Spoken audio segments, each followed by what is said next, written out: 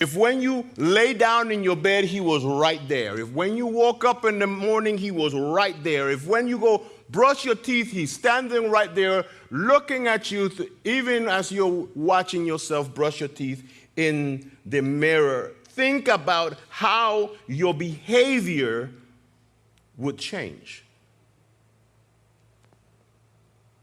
In order to sin, we have to momentarily forget that God is ever present.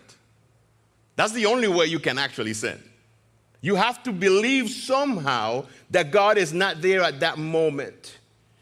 Meaning that for the moment of our sinning, we must lack faith, because it is easy to do so because God is invisible.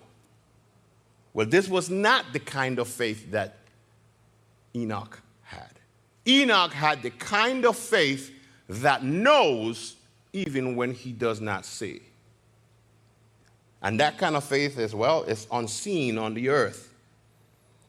However, before you brush it off and go like, okay, well, that was good for Enoch, more power to him, I can't do that.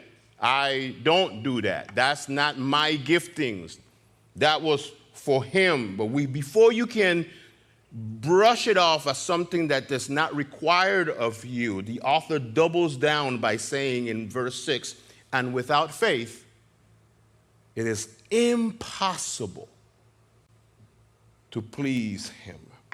For he who draws near to God must believe that he is, and that he is a rewarder of those who seek him. So you cannot please him without some measure of faith. Why? Because your faith will determine how you act.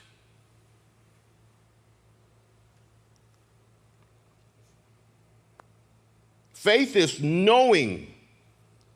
And knowing makes you think, makes you act, makes you speak, makes you feel, makes you live differently than not knowing.